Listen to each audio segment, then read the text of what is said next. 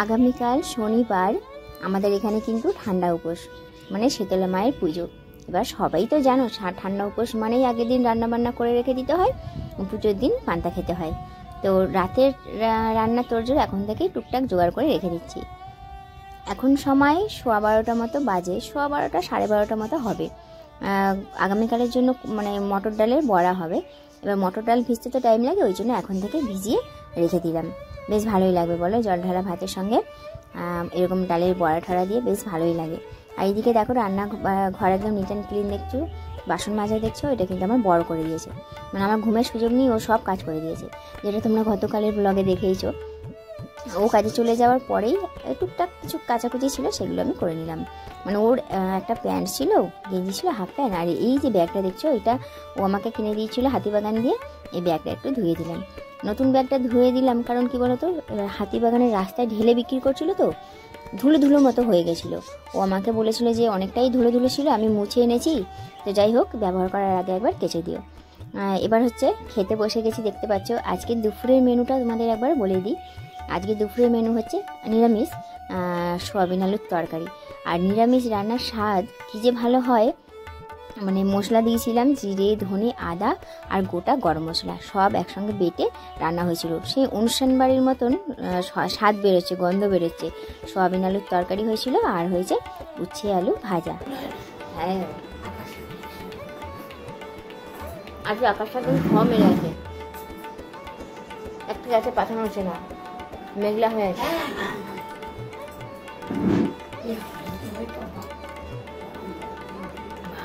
আগের বারে রেকর্ড হয়েছিল বলুন।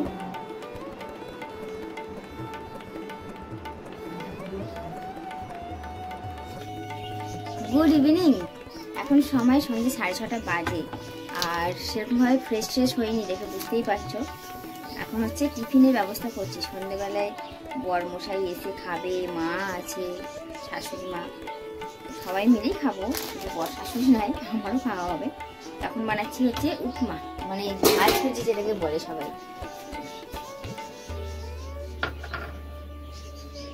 ঝাল সুজি বানাবো।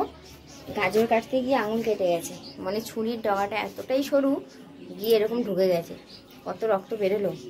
গাজর আর আলু, গাজর আলু দিয়েই করবো। আর কারি পাতাগুলো তো আগে ভিজিয়ে রেখেছি। সুজিটা ভেজে নিয়েছি একদম লাল লাল করে। ফোড়নে দেবো সর্ষে, কারি পাতা,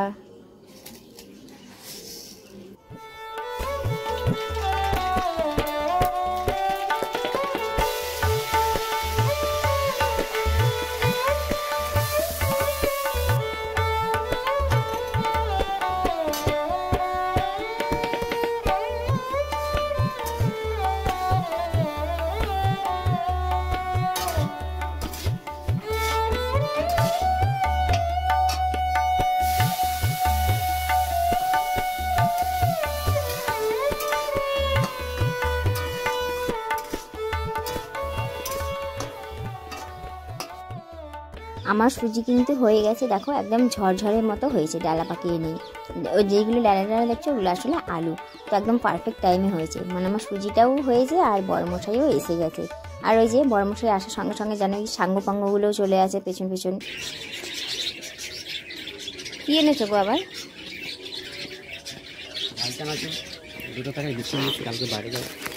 তোমার জন্য একটা জিনিস বানিয়েছি কালকের জন্য।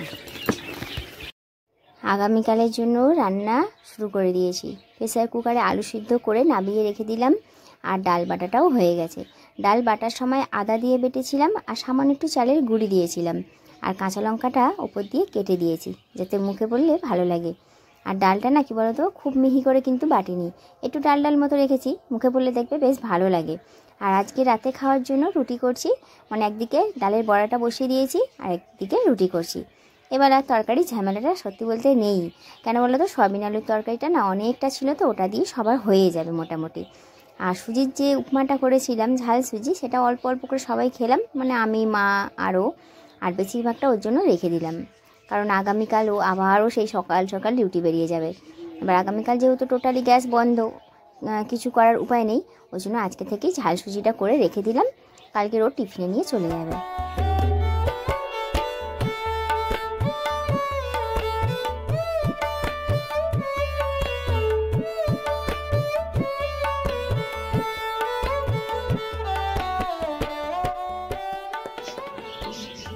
Good morning. এই দিনটার জন্য সত্যিই তাই আমরা 1 বছর অপেক্ষা করে থাকি। হ্যাঁ, সচরাচর পান্তা ভাত তো খাওয়া হয় না, তো এই হচ্ছে রান্নাবান্না আজকে। বাবার মতন জল ঢেলে খাবে। ডালের বড়া, আলু ভাতে, তেল লঙ্কা ভাত, এই হচ্ছে ঠান্ডা উপোসের মেনু। বাবা খেতে বসে, মা দিতে আছে। মা গুড মর্নিং বলে দিন সবাইকে। শীতলা পুজোর উপলক্ষে যে পান্তা ভাতের স্বাদই আলাদা। অন্য সময় যতই করে খাও সেই স্বাদ পাওয়া যায় না, বুঝলেন? দিয়ে আসুন বাবাকে। আর এই যে বাবা এখানে নিয়ে যাবে, সব মা রেডি করেই দিয়েছে, টিফিনেও নিয়ে যাবে। এর মধ্যে সব বড়া আছে, এর মধ্যে আলু ভাতে মাখা আছে। আজকে আমাদের গ্যাস জ্বলবে না মানে তো জ্বলবেই না। আজকের মেনু তোমাদের দেখিয়েছিলাম, গ্যাস জ্বলবে না মানে আজকে গ্যাস জ্বলবেই না। মানে চাও করা হয়নি, চা খেয়েছি, তবে চা খাওয়াটা তোমাদের সঙ্গে শেয়ার করা হয়নি। চা খেয়েছি গ্যাস না জ্বালিয়েই। কি বলো তো, ইলেকট্রিক কেটেলে গ্যাস করে মানে চা করে খেয়ে নিয়েছি। কী সব বলছি আমি, পাগল ছাগলের মতন। তো ইলেকট্রিক কেটেলে হচ্ছে চা করে চা করে খাওয়া হয়ে গেছে। এখন দাদু এসেছে, দাদু আমাকে বলছে চা হবে না, না আর হবে না আজকে, কোনো কিছু করার নেই, গ্যাস জ্বালা যাবে না, আর ইলেকট্রিক কেটেলেই আর একটুখানির জন্য আর বসানো যাবে না, তুমি ক্ষমা করো, কালকে চা খেও। তো বলে দাদু হচ্ছে গাছের একটা লাউ কেটে নিয়ে চলে গেল, বিক্রি করে দেবে কাউকে না কাউকে। তো এই হলো ব্যাপার স্যাপার। আজকে হচ্ছে ভেবেছিলাম যে রান্না বান্না নেই, একটু দেরি করে ঘুম থেকে উঠবো। কপালে না থাকলে কি ঠকঠকালে হবে। কি বলতে চাইছি বলো তো, ওটা তো নেই। মানে ভেবেছিলাম রান্না বান্না নেই, একটু দেরি করে ঘুম থেকে উঠবো। ও বাবা, আজকে হয়ে ওনার আবার তাড়াতাড়ি ডিউটি, মানে 5:30টার সময় উঠেছি ভোরবেলায়। আমার আগেই ও উঠেছিল, আমাকে 5:30টার সময় দেখেছে, কি গো উঠবে না? আমি ওর ধীরে মেরে উঠেছি, উঠে কোনোরকম ঘুম চোখ কাটিয়ে দেখি 5:30 বাজে, হয়ে গেল। কপালে নেই দেরি পর্যন্ত শুয়ে থাকার। তো যাই হোক, ও চলে গেছে কাজে, 6:30টার সময় ঘর থেকে বেরিয়ে গেছে। সময় এখন ঘড়ি কাটায় থেকেছে 9:10 ঘরে। আর শীতলা মন্দির আমাদের বাড়ি থেকে কিছুটা দূর আছে। আর যেহেতু আজকে আমার, ওই জন্য আমি হচ্ছে সিঁদুরও পরিনি, দেখতে পাচ্ছ সেরকমভাবে।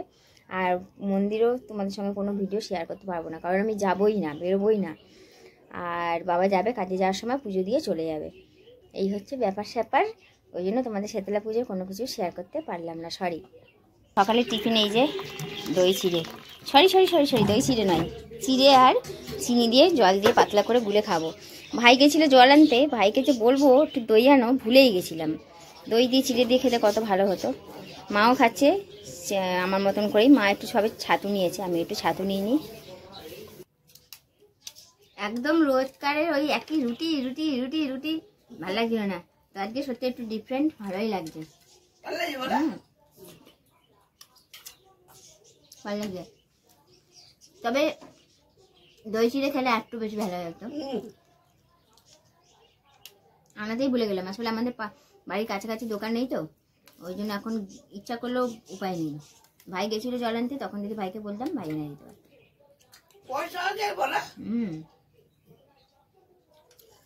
বাড়ির পাশে একদিকে দোকান থাকা সুবিধা, একদিকে লস। এখন দইটা ইচ্ছা ছিল দই চিড়ে খাওয়ার, আনতে পারলাম না।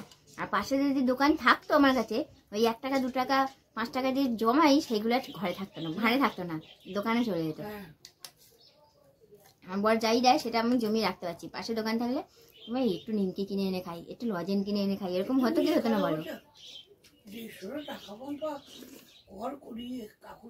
ও কাটছো, কলা পাতাগুলো রেখো এক সাইডে, অ্যাজবেস্টারে তুলে দিতে পারবো। কি করে কাটবে এটা মুশকিল হয়ে গেল বলো? হ্যাঁ, দাদুকে বললাম যে দাদু একটা মোচা বেরিয়েছে, কিন্তু কি করে পাবে বলো তো? ওই গাছটায় হচ্ছে মোচাটাও বেরিয়েছে। এটা হচ্ছে বিচে কলার মোচা। আর এই দেখো, এখানে হচ্ছে নতুন করে মাচা বাঁধা হয়েছে লাউ গাছের জন্য। এবার কলা গাছটা কি করে কাটবে সেটাই হচ্ছে কথা। এরকম সবুজে মানে ঢাকা চারিদিক কোথাও আছে বলে, শহর অঞ্চলে অন্তত এরকম কোথাও আছে বলে আমার ঠিক জানা নেই। অত্যন্ত গ্রাম অঞ্চলে এরকম দেখা যায়, যেদিক তাকাবে সেদিক 2 ধার সবুজ, চারিদিক সবুজ। হ্যাঁ, আর এখানে হচ্ছে যেদিকেই তাকাবে সেই দিকেই তোমার চোখ গিয়ে আটকে যাবে, ধাক্কা খাবে বিল্ডিংয়ে, গাছপালায় নয় বিল্ডিংয়ে। কিন্তু একমাত্র আমাদের এই বাড়িটাই চারিদিক একদম দূর দূর পর্যন্ত দেখতে পাবে ফাঁকা ফাঁকা ফাঁকা, কোনো বাড়ি ঘর নেই, কিছু না। যেই দিকেই তাকাবে সেই দিকেই হচ্ছে সবুজ আর সবুজ। জানালা খুলে রাখলেও, দিন রাত্রি জানালা খুলে রাখলেও কোনো অসুবিধা নেই। মানে এতটাই সুন্দর একটা পরিবেশে আমরা থাকি। বর্ষাকালে কষ্ট হয়, এবার ভগবান তো আবার সর্বসুখ কাউকে দিয়ে দেয় না, জীবনে কষ্ট নামক জিনিসটা থাকবেই, হ্যাঁ, প্রত্যেকটা মানুষেরই। তো তেমনি আছে, বর্ষাকালে কষ্ট করতে হয়, তখন চোখ দিয়ে জল বেরিয়ে যায়। সে যাই হোক, সুখ কষ্ট নিয়েই জীবন। কিন্তু কী বলতো, এই যে দিন রাত্রি গরমকালে জানালা খুলে রাখতে পারছি, এটাই আমাদের কাছে অনেক। মানে পেছনে জানালা খুলে রাখলে কেউ যাচ্ছে আসছে দেখবে, সেরকম কোনো ব্যাপারই নেই। তো যাই হোক, দাদু গেছে ওইদিকে কী আনতে, কী করে মোচাটা কাটে আমিও দেখবো আর তোমাদেরকেও দেখাবো যে কী করে কাটে। আমি তো ভেবে পাচ্ছি না যে কী করে কেটে আনবে।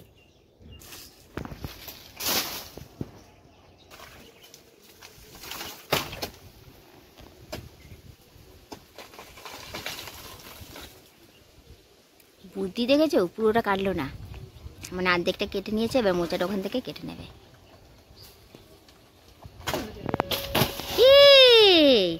দেখো কত সুন্দর হলো।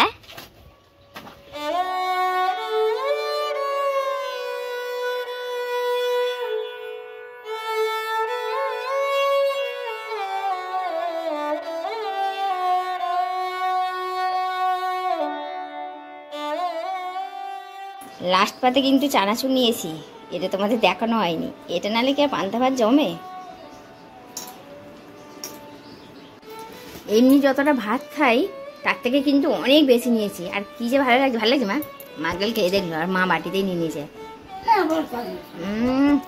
দারুণ লাগে, দারুণ।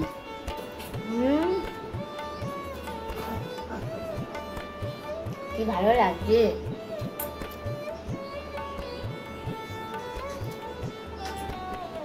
হেভি লাগে।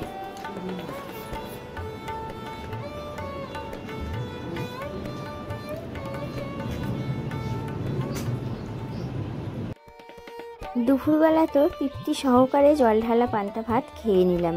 এবার রাতের ব্যবস্থা তো করতেই হবে, তারই জোগাড় করছি। অনেকের নিয়ম আছে 2 বেলায় রান্না বন্ধ থাকে, যেমন আমার বাপের বাড়িতেই 2 বেলায় গ্যাস বন্ধ থাকে, আগুন জ্বালানো যায় না। কিন্তু আমার শ্বশুরবাড়ি এখানে আমার শাশুড়িকেই দেখি, মানে এবেলা সকালের দিকে পান্তা আর রাতের দিকে গ্যাস জ্বালানো যায়।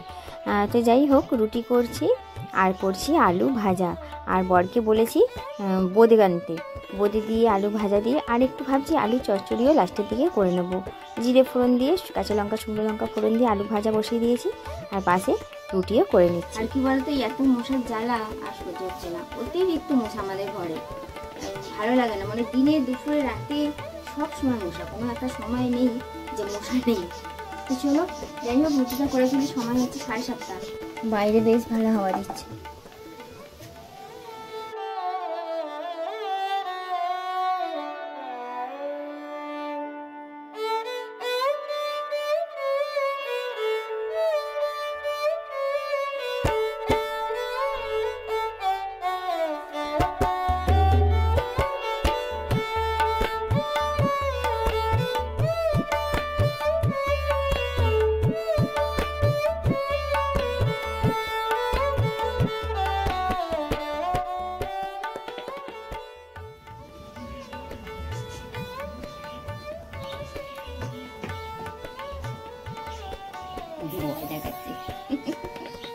কান্দনিকে মারলো জানো মেম,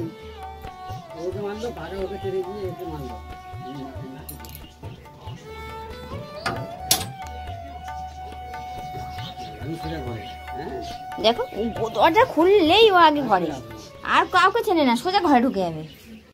সারাটা দিন বেচারা না খেয়েই ছিল, সেই সুজির উপমা করে দিয়েছিলাম, ওটা খেয়েই ছিল। ওই জন্য আসতেই ও জল ঢালা ভাত খেয়ে নিয়েছে।